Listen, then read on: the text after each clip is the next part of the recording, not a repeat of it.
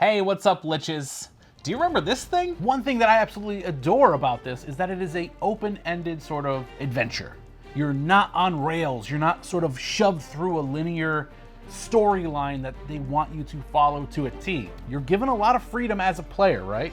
Hopefully you felt that. Yeah, I didn't feel like I was on rails as a player at all. That is one of the strongest things that I can say about this adventure. Yeah, I didn't think there was anything truly wrong from the player perspective of what the plot was like. It felt like there were some good twists in there, some things that I wasn't expecting. And then other parts I read from a mile away. I could tell exactly what was going on. I mentioned that this is an open, sort of sandboxy, free-roaming adventure, but it is kept on rails in the fact that you're on an island.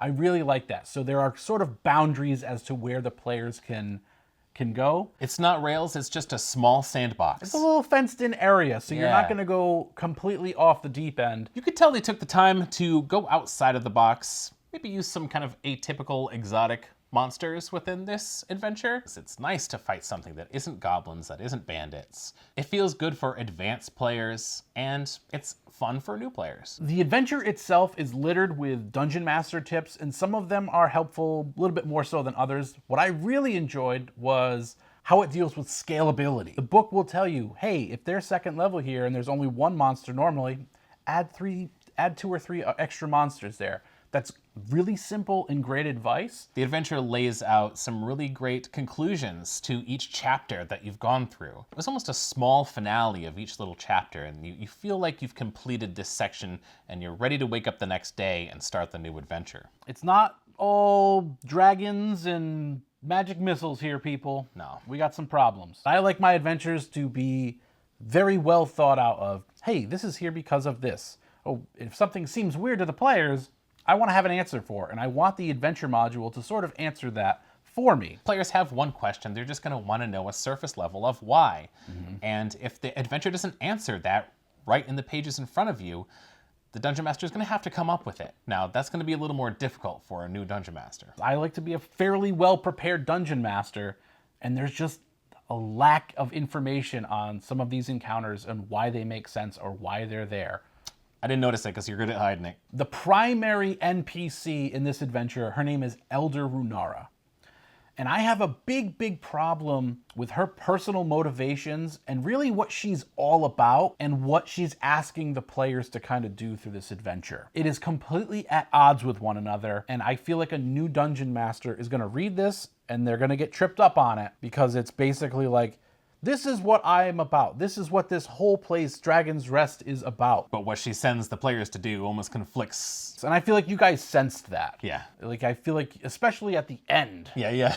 Like Are we really doing what you want? Yeah. Which takes away from players being like, this is what we're supposed to be doing, right? That's the last thing you want players to be feeling when they're playing D&D or any role-playing game is questioning their own motivations. The first direction we chose to go in our small little sandbox happened to be the most trickiest combat. Tricky in the sense that it could be difficult for new DMs to run. You're dealing with multiple levels of something, and monsters and players could be on multiple different planes. It was a lot to think about, and we're advanced players, so I can only imagine what new players would feel like running into this encounter. When I'm reading through an adventure module for the first time, I want there to be NPCs that I'm dying to just slip into their skin and play. I want there to be combat encounters that I'm just like, man, this is going to be so much fun for my players to run into. I understand this is for new Dungeon Masters and new players.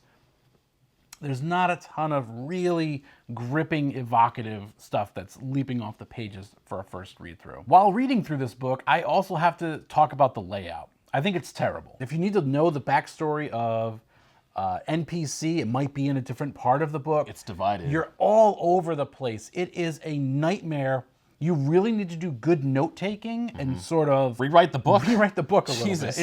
It's not good. It's really bad. Dungeons & Dragons has had this issue for a while where they just can't seem to really find NPC names that are memorable. When there's terrible NPC names like this, it really breaks you out of the immersion and players start making fun of the name, right? And that's how they remember it because of Senensa is like, is the rash very red and bleeding? Take Senensa. Ask your doctor if you can take Senensa.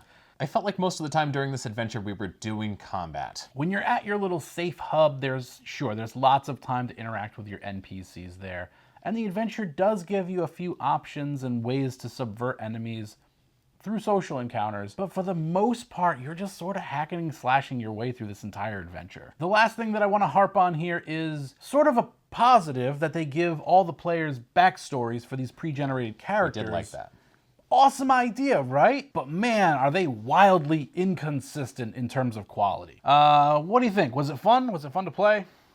I had fun playing it, but you're an awesome DM. You're also an experienced DM. There were enough twists and turns in here to keep me on my toes, and I was having fun, but most of the parts I really enjoyed are the parts that you kind of elaborated on and went outside of the scope of the story to tell. I did try to run this as close to the T as possible for this review, but I still had to add my own things, take a few things out, and embellish where necessary to make it fit the group and to make sure that it worked. How do we think this adventure is going to play out for beginners? I don't think the layout of the book is doing a new Dungeon Master any favors, and I think you're going to run into a lot of issues. Session length, too short, too long? We blew through this bad boy in about 5 sessions. I think the length of this is perfecto. Yeah, not too bad. It was like 15 hours total of playtime. Very episodic. You could do 1 chapter per night, and I do not think that that would be a stretch for most groups. 1st to 3rd level, perfect. That is one of my favorite things about this, is how snappy it is. Those first few levels are always so engaging. You're popping off levels every other... You're gaining almost a level a play session. Yes, that always feels great for new players. Would you recommend the starter set Dragons of Stormwreck Isle? I would recommend this for new players with an experienced Dungeon Master. I feel like that's the perfect setup for this box, and you're going to get the most out of it that way. I 100% agree.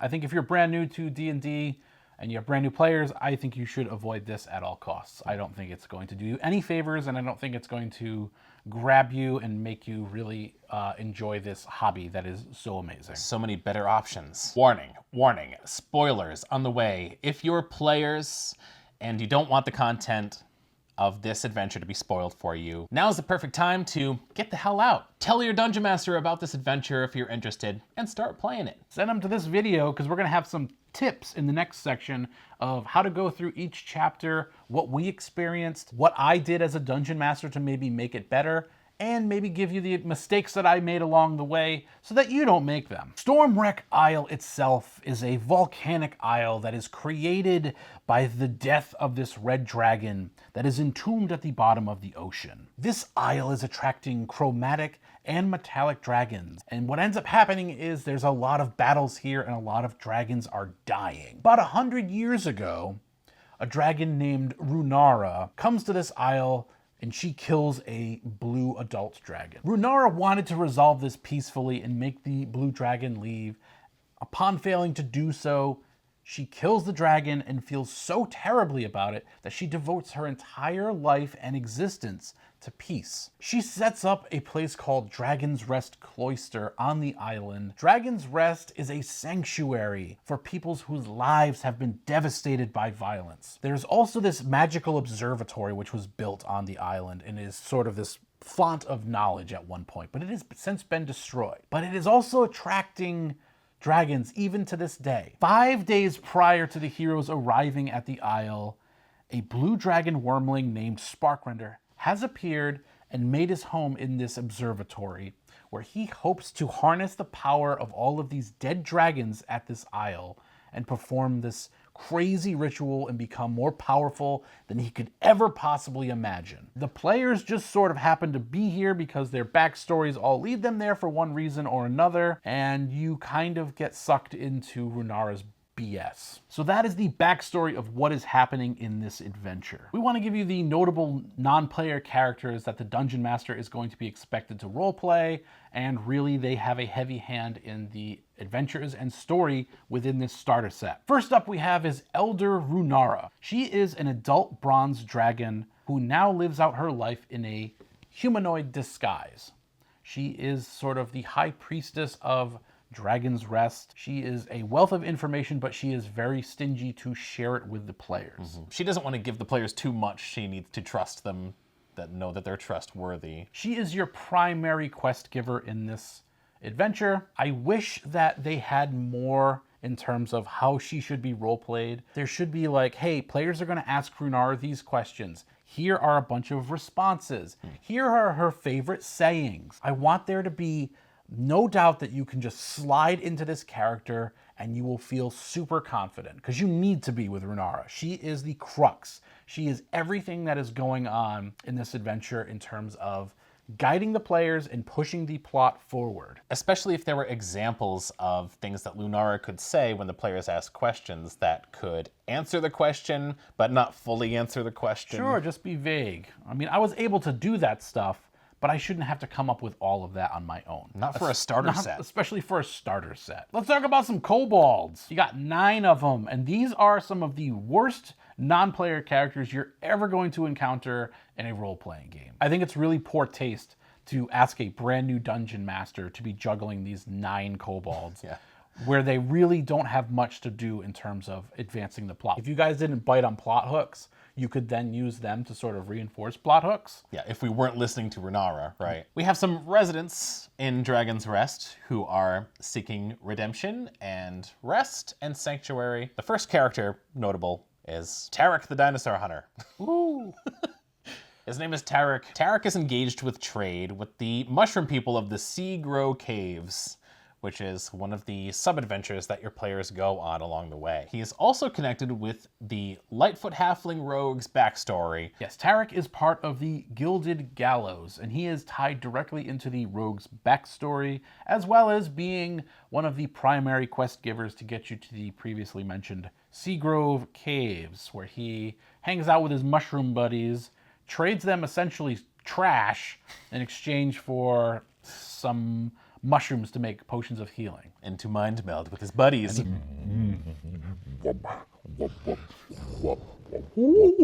A tall, dark, and mysterious female named Varnoth also resides here. Digging into her past and asking around, you discover that she is, or was, the previous leader of the Azure Wolves, a mercenary group. And she actually became the romantic interest of one of our party members. That worked out better for that player's backstory than what was written in the actual adventure. You find enlightenment at the temple. The next group of NPCs are the Myconids, Tarek's buddies from the Seagrow Caves. They speak in colors. I found this very fun to engage with, and communicating with them was a challenge. Yeah, it tells you that they have these spores that they can communicate with because their faces don't really move or articulate all that well. I really played this up, and I think you should too, because they all have terrible, terrible names, like Raguso and Hipses. They're cool to interact with, but they're only as cool as you make them. I will say that. If you really don't live up to that sort of weird sort of like mind thing, really play with the colors and emotions that they feel. Otherwise, they're going to fall pretty flat at your table, I feel like.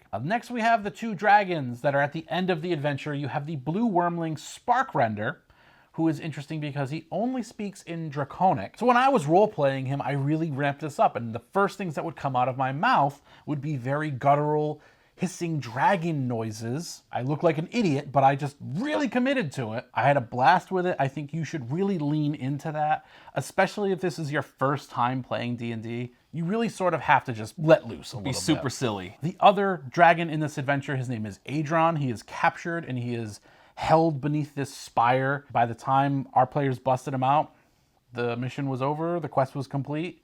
He sort of just like was like, hey dudes, I've been trapped in here for a while. Here's some magic items. Let's get the hell out of here. Those are all the notable non-player characters that you're going to have to bring to life at the table in this adventure. Let's start talking about those chapters and locations. First up, we have Dragon's Rest Cloister, which we've already discussed a wee bit. Dragon's Rest is pretty much your basic resting place, and it didn't really feel like too much of a hub for a town to purchase and sell and talk and chat and interact with. Yeah, I think it's up to the dungeon master to really sort of add a little pizzazz to this place. You really want to ramp up the peace, the tranquility, how beautiful this location is. You're sort of on this cliff. It's, these paths have been carved out of the cliff, and there's the spray of the salt ocean air. Really hype that stuff up. There is no map of Dragon's Rest. I had to draw it myself. And there is also no map of the island. Once the players went to the library, I had one of the kobolds very excitedly give them a map of Stormwreck Isle. I found it online, I printed it out, and I handed it to them so that they know the layout, the geographical layout of the island itself. We were eternally grateful. Handouts are such a fun part of role-playing games. How can you Yes. have a starter set and just have no handouts for the players? You really want to focus on the NPCs that are going to be your quest givers here. Mainly Tarek, Elder Runara, Varnoth, and there's like maybe 1 or 2 of the kobolds. Don't expect your players to have to pull these quests out of these NPCs. They know that there's weird stuff happening and they kind of want it resolved because they're here to relax and be like sort of on like a peaceful journey. And the last thing they need is zombies and to not be able to hang out with their melding mushroom buddies. I've already alluded to this, but I think the kobolds suck. My players, you guys mostly avoided them, again, because the very first impression you have of them is pretty bad. So if you want your players to maybe interact with these kobolds in any way, do not make them annoying like the adventure suggests. The other thing that they're there for is like if you don't kill those zombies in the very beginning of the Oh, they just jump down and help? No, they get caught down there, and like you can have a couple of them get attacked by zombies. You're like, someone help, the zombies are attacking the kobolds. That would have been way more fun. There is something that happens in Dragon's Rest, or throughout the entire adventure, that really irks me. And we are calling that Deus Ex Runara. Essentially, any time that the players die or fall unconscious together, wherever they are on the island, Runara can turn into a dragon, rescue them, and bring them back to the Temple of Bahamut, where they will wake up and the kobolds will be tending to their wounds. Essentially being like, you could never die. And no TPKs. There's no TPKs and there's nothing to be like, oh, you can fail in this. So stupid. The last thing that I want to mention about Dragon's Rest is the library. Go ahead and use this as a resource for players to research some of the weird things that are happening on this island. Otherwise, there is some stuff that they're just never going to figure out from either the NPCs or unless they wait till Runara gives her exposition dump like 3/4 of the way through. It was the last session, I think, that happened, right? If players are asking questions, remind them. Be like, oh, there's a library here. Maybe you guys can find some stuff out. We're going to get the hell out of Dragon's Rest, and we're going to check out some of the other locations. I would suggest that on your way, I didn't do this. I actually made mental notes to do it, but I forgot every session, is anytime there's an overland journey or they hop in a canoe and they sort of scootle around the isle, make it so that you guys see like the destruction of the past, the violence of this island. Make it so that there's a giant dragon's claw mark into like the side of a cliff. Make it seem like that this was a real place where real bad things have been happening over and over again. One of the options that the players have to go to is the Seagrow Caves. Something is going on where Tarek can no longer enter the caves because his mushroom buddies have set up a guardian that he's afraid of, and he can no longer trade his trash to get mushrooms. So he needs you to go figure out what's going on with his mushroom buddies. This leads me to one of the worst combat encounters that I've ever had the displeasure of running, and that is the Octopus Guardian at the entrance of the Seagrow Caves. I really thought the idea of this creature was unique, and as I was fighting it, it felt good to fight it. You guys made it fun. You guys did really awesome stuff. You were hopping on top of this thing. You were swimming under it. You were stabbing at it. You were slicing off mushrooms. We thought we had to carve pieces of the vegetation off to try to kill it, but it didn't really matter. We're just taking off HP, It right? was a sack of hit points. Yeah. With one lame little attack that it could do. It had reach. It had That was one. It could hit 15 feet away. Yep. One tentacle could do that. And not multi-attack, just No one. multi-attack. It's got 8 tentacles, but only one of them could attack you. It can't grab you and try to drown you. This thing is dumb. And it's one creature, so your players are going to obliterate it. Yeah, the action economy is super out of whack. Just don't even have. I would almost recommend not having this, but it's so important to Tarek's sort of like reason for not being able to go there. But once you actually get inside of the caves, I highly recommend ramping up the weirdness when you're in here. Really go full purple haze and make it sort of trippy and gnarly. You really set the atmosphere perfect for this, and this was my favorite section of the adventure. There was something wrong, and there was a smell in the air, an odor in the air. We're using our perception in different ways. My conids couldn't go into this one area that smelled really bad, and we figured out kind of where that area was. They can't go there because it's in the middle of sunlight and they get scorched by it. We did some investigation. We did some social interaction and politics. It felt good down there. What's really happening here is that the red dragon that died way beneath the sea, there's like sort of this magic that's coming up from his dead corpse, and that is causing these horrible smog-like smoke to come up through these vents. And this is normally sort of vented naturally through a crack in the wall. It has something to do with the elemental plane of fire, and it pulls in this orange crystal from the elemental plane of fire, which has a fire snake egg within it. Your players are never going to find that out. Unless they do some research at the library. And then you fight a fire snake, which is a cool elemental boss. So you get close to it, it burns you. You have these fume dragons, these fume drakes that will explode when they're killed. Those were fun. My problem with the entire Seagrow Caves adventure plot is that it doesn't have any plausible reason for existing in this adventure. Why would these mushroom people, these myconids that normally live in the Underdark, why are they there? And why would these creatures that are normally like, sunlight's bad for us, let's go to the surface and let's make a mushroom farm up there. It makes zero sense, which is a bummer because again, it's probably the coolest encounter in here. The next sub-adventure we're going to talk about is the Cursed Shipwreck, the Compass Rose. This is a ghost ship, right? Is this a spirit ship? This is a ghost ship encounter. You want to feel the energy of this area. Because this is where the zombies are coming from. You're going to learn the little story behind why these drowned sailors and zombies are washing up on Stormwreck Isle. Yes, this was very cool, but I realized almost instantly how difficult this might be for new players walking into this situation. You have to draw every single level of this ship. Yeah. We ran into some issues with the different levels on these combat encounters. It went well, it went fine. It did. We were just saying afterwards, we're like, man, because you guys were like running away from, there's a ghoul on board that can hide, and if he finds you, combat's going to ensue. I did not want to draw this map out 4 times. No. Because they didn't give us any maps in here. So I just sort of kept overlaying the new floor on top of the map. It was enough to imagine what floor we were on, and we just used the outline of the ship. I love when we cleared out the galleon and we thought everything was over, and you dropped the harpy on us. Yep, you hear it like land. Yeah, you built some great tension with the claws hitting the wood boards and going clink, clink, and it was searching for us, but we were being quiet. Because you took all of its stuff. Yeah. You robbed it. Yep. That's right, I took everything out of the crow's nest. The adventure does not tell you to do this, but I think that a harpy is an intelligent enough creature that if it was to start losing most of its blood and really be hurt, it would flee.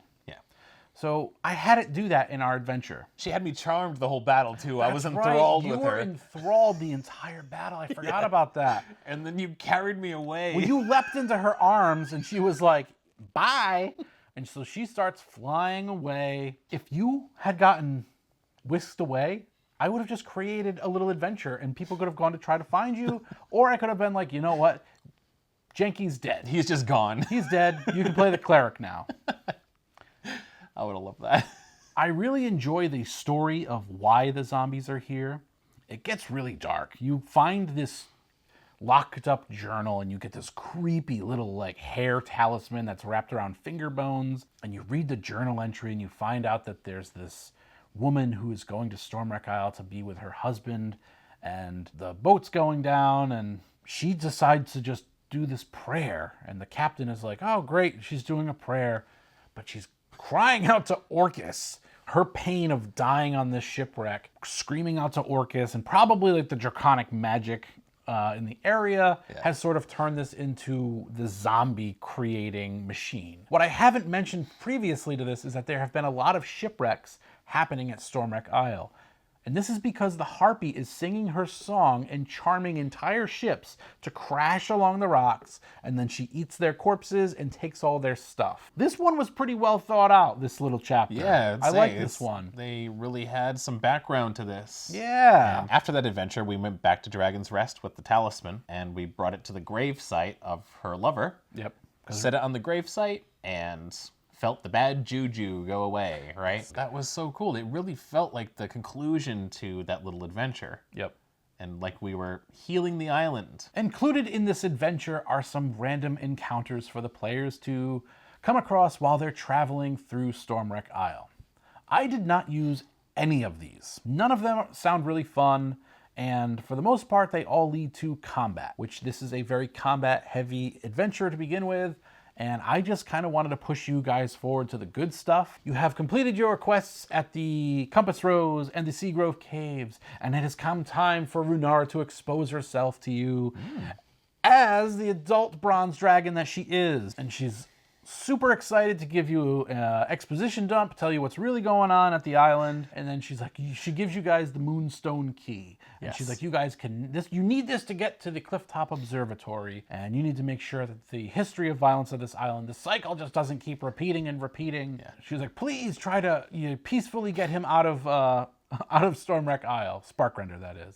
What I did really like about her exposition is that it laid some great groundwork of regular D&D history. I feel like this would be a good starting adventure if eventually you wanted to end up at like Tiamat with higher level characters. Yeah, you're talking a lot about like the chromatic dragons, the metallic dragons, all that stuff. Yeah, I could see that. What did you like about this final encounter at the Clifftop Observatory? I thought it would have been awesome for them to include like a plastic or metal Moonstone Key. Plus, you would not have forgotten to use it like you guys did. Yeah, we have it. Remember that we have it and what it does. I enjoyed the combat right away that happened inside with the winged kobolds that have been following Sparkrender. This is another thing that makes absolutely zero sense. I guess Sturges are just all over the island. Who knows? Makes no sense other than the fact that like they wanted to have the kobolds fighting something, and then you could either choose to rescue them or kill them. We ended up helping them. We killed the Sturges, and they were friendly to us. That's when I really started to realize what Runara was talking about and the meanings of the effigies that they had created of different dragons in that room. I'm like, well, this has to be some kind of connection of the dragons that have died here. Sure. And the island. They were really, really friendly towards you. The only thing they wouldn't do was turn on Sparkrender. Yeah. I would do anything for you, but I won't do that. No, I won't do that. I would do anything for love, anything. Good final chapter. My main problem is that, it was a pretty lackluster fight against Sparkrender, right? I had to tell this to my players, but this is what you're expecting. This image right here. This is what you think is happening in Stormwreck Isle. This giant blue dragon is going to destroy you guys. This is going to be our adventure. I can't wait. The picture of Sparkrender in the adventure makes him look like one of the gremlins from like Joe Dante's like 1984 classic. That's so true. He's a blue gremlin. And when I showed you guys that, you were all sort of like, wait, what? Because I know in your head you were picturing like this. So that's a bit of a letdown and kind of a bummer. They give you two versions of this battle, and you really just want to skip to the one where the ritual's happening. The battle with the ritual has Adron like sort of being like all of his powers being drained out of him. There's that weird statue with the effigies and the planets, and there's magical effects bursting out of that.